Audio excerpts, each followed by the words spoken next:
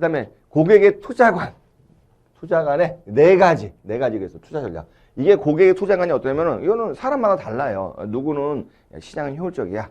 야, 누구는 시장이 완전 효율적이야. 야, 누구는 시장이 중간만 효율적인 것 같아. 이런 식으로 다 주관적이잖아요. 근데 이 고객이, 그죠? 우리 FP가, 그죠? 고객 입장에서 봤을 때 고객이 이걸 어떤 생각을 갖냐에 따라서 이 고객에 맞는 투자 전략을 제공하는 거죠. 왜냐면 이게 뭐가 다 맞다, 틀리다라고 진짜 단어 넣고 일률적으로 말하기가 너무 어렵기 때문에 그래요. 그래서 구체적인 투자 전략을 수립하기 전에 고객의 투자관을 확인해라. 이를 통해 고객이, 그죠? 우리 고객님께서 FP한테 기대하는 역할을 알 수 있다. 그럼 어떤 거냐? 변수가 하나예요. 첫 번째, 성공적인 시장 예측이 가능한가? 두 번째, 우수한 증권 선택이 가능한가? 예를 들어, 야, 나 예측 효율적이야. 못해요. 고객이 이렇게 생각하는 거예요. 우수한 증권 못해요. 그럼 왜죠? 다 노노니까. 그렇죠? 이런 사람 뭐예요? 시장이 매우 효율적이라고 보는 거예요. 이 사람과의 반대는 사람은 성공적인 시장 예측이 가능한가? 그럼 당연히 우리가 언제 사고 팔지 알지. 저평가된 종목 너 발굴할 수 있어? 그럼 알지. 이 사람은 굉장히 액티브한 사람이죠. 시장이 굉장히 비효율적이라 믿고 내가 그걸 이용해서 돈을 벌 수 있다고 하는 거예요. 이 사람은요. 성공적인 시장 예측이 가능하냐? 그건 못해. 그렇지만 내가 저평가된 종목은 발굴할 수 있어. 그렇죠? 그죠? 요거 2, 4분면인 거죠. 일반적으로 우리나라 펀드 매니저들이 다 여기에 많이 속해요. 그 다음에 3, 4분면은 언제 오르고 떨어질지는 나는 모르겠어. 그쵸? 알아. 근데 저평가된 종목은 잘 못해. 그쵸? 이렇게 이제 볼 수가 있는 거예요. 이건 이제 기술적 분석 하시는 분들이 많이 갖고 계시는 거죠. 이런 식으로 돼 있어요. 그래서 요 부분은 성공적인 시장 예측. 이건 기술적 분석이잖아요. 그래서 기본적 분석은 요 우수한 증권이잖아요. 그러니까 여기서는 내가 가치 평가를 되게 잘하는 사람. 그쵸? 가치 평가를 내가 너무 잘해. 그래가지고 어떤 게 고평가 저평가인지는 알 수 있어 라는 거고, 이 사람들은 야, 나는 가치 평가를 못해. 그렇지만 차트를 되게 잘 봐. 그래서 기술적 분석을 잘하는 사람들은 요게 들어가는 거죠. 그래서 요게 따라가지고, 그러니까 요게 펀드 매니저들이 여기에 왜 있냐면, 애널리스트라면 이 사람들이 무슨 음봉, 양봉, 뭐 장대 뭐 이런 걸로 보는 것보다는요, 우리 이제 교과서에 나오잖아요. 미래 그 자산의 증권의 가치는 뭐 배당 현재 가치 합이고, 뭐 증권 우리가 주식에 대한 평가할 때 그 기본서 2권에 나와요. 그런 거를 이제 우리가 학문적으로 배웠기 때문에 내가 그거 잘해. 그러니까 실제로 저평가된 종목을 찾아낼 수 있지만 이런 차트는 나는 못 봐. 이렇게 이제 보시면 되고, 얘는 그죠? 야, 나는 그냥 주식시장에서 쉽게 말하면 막 굴러먹었어. 그냥 어릴 때부터 그냥 맨날 주식 해가지고 그냥 딱 보면 차트 보면 느낌이 와. 근데 뭐 나는 이런 거 안 배웠어. 뭐 할인율이 뭐고, 그죠? 현금 흐름이 뭐고, 나 이런 거 몰라. 그래가지고 뭐가 저평가 고평가 시장 모르지만 어떤 게 오르고 떨어질지는 내가 알고 있어 라고 보는 사람들은 이제 극단적으로 이런 사람인 거죠. 자, 그죠? 그래서 이런 사람들이 이렇게 갈 수도 있고, 그죠?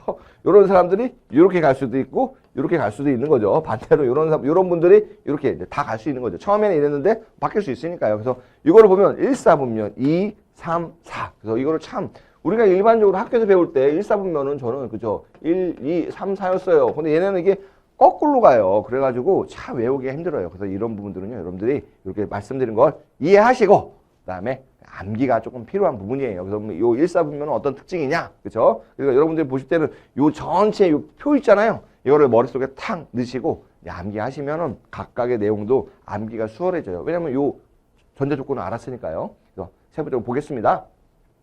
1, 4분면의 투자관. 나 종목 선택 못해. 시장 예측도 못해. 시장이 매우 효율적이죠. 이 사람은 뭐예요? 그죠? 그냥 가만 냅두는 거예요. 이 사람한테는 어차피 시장이 효율적이니까 뭐 사라 팔아. 제가 그런 말 할 필요가 없는 거예요. 그죠? 그냥 종합주가지수를 따라가든가 시장 전체에 투자하는 거죠. 시장이 효율적이다. 그죠? 위험 대비 초과 수익률을 기대하지 않는다. 그죠? 인덱스 펀드를 활용해라. 그죠? 맞죠? 그래서 모든 자산군에 다양하게 분산 투자를 해라. 그러니까 고객 입장에서는 똑같아요. 이게 만약에 시장이 되게 효율적이면 야, 애널리스트가 왜 필요해? 펀드 매니저가 왜 필요해? 어차피 걔네 해도 돈 못 벌잖아, 추가적으로. 근데 내가 뭐하러 걔네한테 돈을 더 지불해야 돼? 똑같기 때문에 고객 입장에서는 야, 시장이 효율적인데 왜 내가 FP한테 상담도 받고 관리를 맡아가지고 계속 수수료를 줘야 되느냐? 그래서 FP의 필요성을 덜 느껴서 고객 확보가 어렵죠. 그렇죠? 이런 분들한테는 자산 맡아줄게요 하면은 됐어요. 제가 그냥 인덱스 그냥 펀드 가입할래요. 이러고 끝날 수도 있는 거죠. 상대적으로 그렇기 때문에 고객이 된다 할지라도 FP 역할에 대해서 기대 수준이 낮죠. 그렇죠? 어차피 이렇게 믿기 때문에요. 그러니까 FP가 못한다는 게 아니라 세상이 이렇기 때문에 네가 나한테 해줄 일이 없다라고 믿는 거죠. 그래서 이들의 기대에 부응하기는 그죠? 기대에 부응하기에는 쉬워요. 기대 수준이 낮으니까. 너는 그냥 별로 안 하면 돼. 대신 너는 할 일이 뭐냐면 이렇게 나 분산 투자해야 되니까 이 분산 투자가 잘 돼 있는 펀드들, 주식이면 주식, 그렇죠? 그다음에 채권이면 채권, 뭐 이런 것들을 나한테 좀 소개 좀 해줘. 이제 그거를 잘 발굴하는 게 FP의 역할이죠. 그래서 다른 포트폴리오의 우수성을 검증하는 벤치마크 포트폴리오. 이제 이거는 뭐냐면 이제 운영할 때, 그렇죠? 어떤 포트폴리오, 얘랑 이제 비교하는 거죠. 얘는 시장이 효율적으로 믿으니까 시장이 효율적으로 안 믿는 사람은 자기가 뭔가 할 거 아니에요. 그러니까 얘보다 얼마나 돈을 더 잘 벌었냐. 요게 이제 검증하기 때문에 요는 1사분면에 있는 포트폴리오는 벤치마크 포트폴리오 역할을 한다. 그래서 단순 매입 보유 전략과는 다르다. 이게는 사고 산 다음에 아무 일도 안 하는 거예요. 얘는 뭐냐면 설정한 자산군별로 투자 비율을 유지한다. 즉 뭐냐면 주식 내가 40%, 아니, 주식 예를 들어 이거예요. 전체 돈 중에 주식의 60%, 채권의 40% 이렇게 내가 투자하기로 했어. 가정해볼게요. 그럼 요 비율을 나는 계속 유지하기로 했어요. 평생. 이게 우리가 이제 전략적 자산 배분이에요. 근데 주가가 너무 많이 올랐어요. 뭐 채권도 많이 올랐지만 주가가 더 많이 오르면 상대적으로 전체 자산 비중 중에서 주식 비율이 높아질 거 아니야. 예를 들어 그래서 주식 비율이 70%가 되고 채권이 30%가 됐어요. 그러면은 이걸 유지하냐? 단순 매입 보유 전략은 그냥 이게 변하든 말든 계속 유지하는 거예요. 아무것도 안 하고. 아니다. 이거를 다시 맞춰주는 거죠. 요 비율에. 그러니까 주식을 좀 더 팔고 그 돈으로 채권을 좀 더 사고 그래가지고 다시 맞춰주는 거. 이런 건 이제 뒤에 가서 포트폴리오 리밸런싱이라고 말을 해요. 그래서 그런 거를 해야 된다. 그래서 처음에 단순하게 그냥 사고 보유해서 가만히 있는 게 아니라 중간중간 이렇게 변할 때마다 투자 비율을 유지해라. 장기적으로 그래서 궁극적인 목표에 도달하더라도 상대적으로 부진한 성과가 나올 수 있다. 왜냐면 주가가 그냥 주식시장이 다 떨어지면 나도 다 같이 떨어지니까요. 그래서 핵심은 시장 평균 수익률로 장기적인 제 목표를 달성하는 경우에 적합하다. 그죠? 단기적으로는 내가 20년 투자하는데 뭐 1, 2년 정도, 그죠? 뭐 3년, 4년 정도는 손해 많이 볼 수 있잖아요. 그렇지만 긴 흐름을 보면 시장의 효율성을 믿기 때문에 어느 정도 예상하는 우리가 이제 기대 수익률을 얻을 수 있다. 그 정도 보시면 되고요. 두 번에 2, 4분면에 있는 투자가 종목 선택, 펀드 매니저예요. 예스. 시장, 나는 못해. 애널리스트. 이 사람들은 시장 예측을 통해 자산 배분은 어렵어요. 그렇죠? 어떤 사단을, 그렇죠? 내가 마켓 타이밍 몰라요. 그렇지만 자산군 내, 주식이면 주식, 채권이면 채권 안에서 저평가된 자산을 차단할 능력은 있다. 예측할 수 없는 시장 위험을 줄이기 위해 자산군별로 얘도 중요한 게 왜냐면 그렇죠? 시장 예측을 못하니까 분산 투자가 된 포트폴리오를 구성해라. 그렇죠?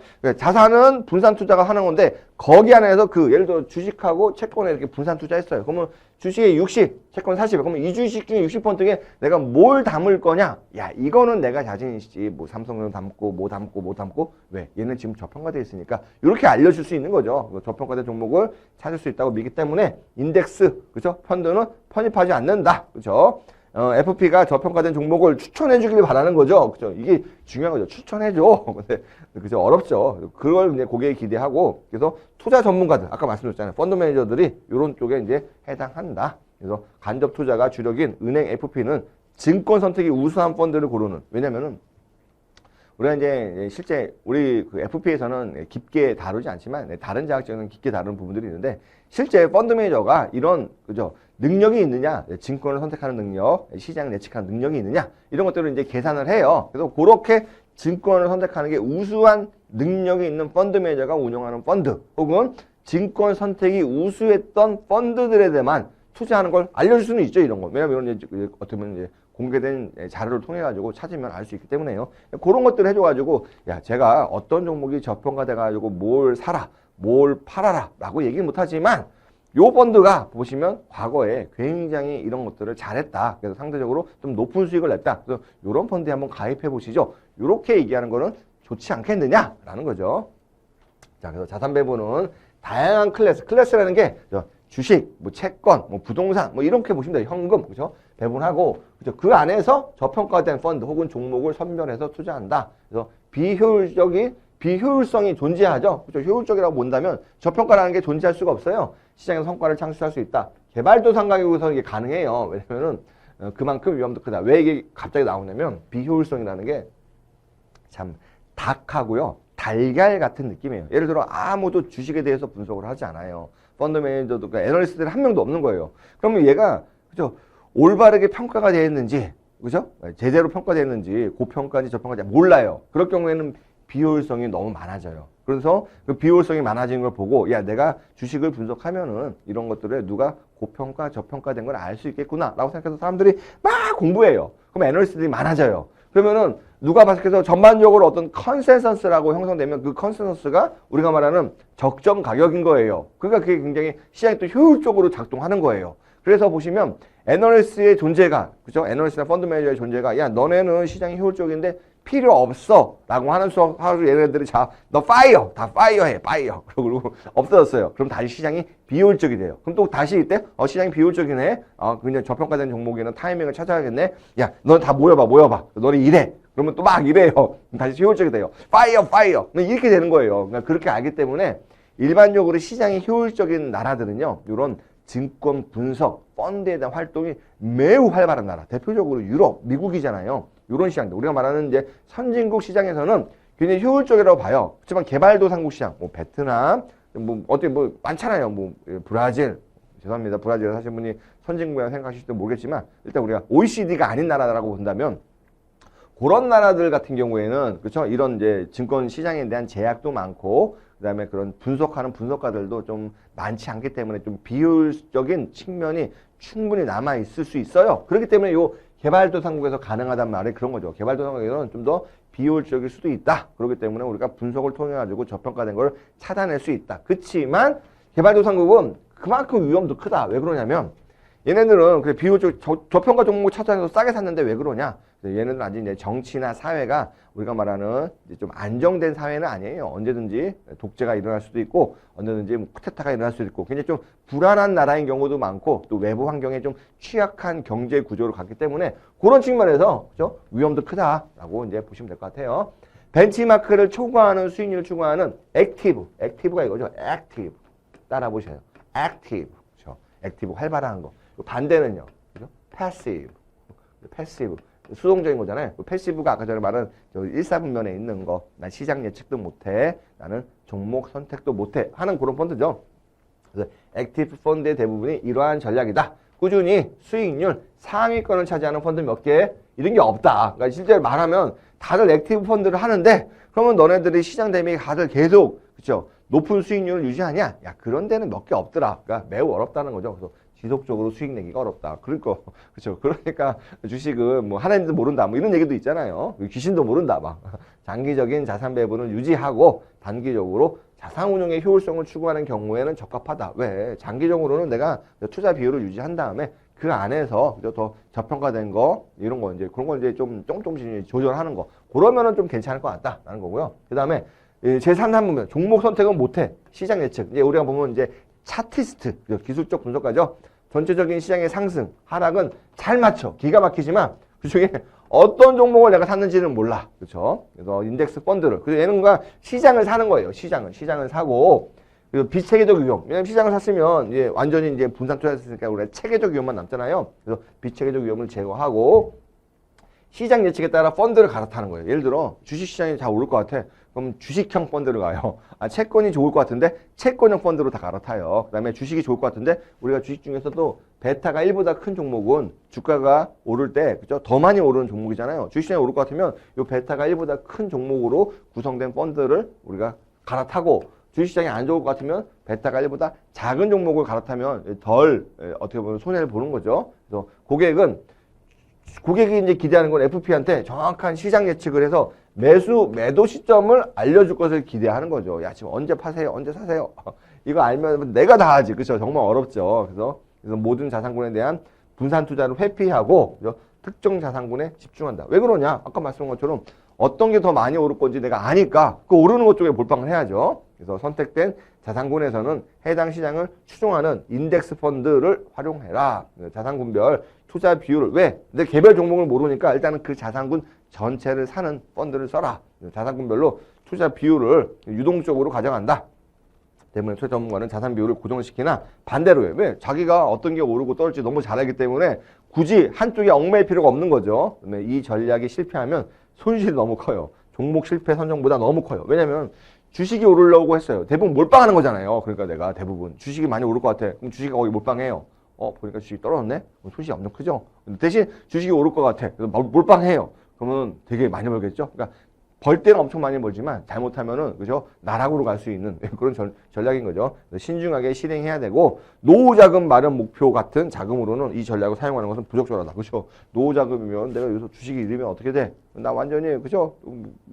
나이 들어가지고 어떻게 먹고 살아? 막 이렇게 되니까 힘든 거죠. 그래서 이런 것들은 이렇게 주의를 해라.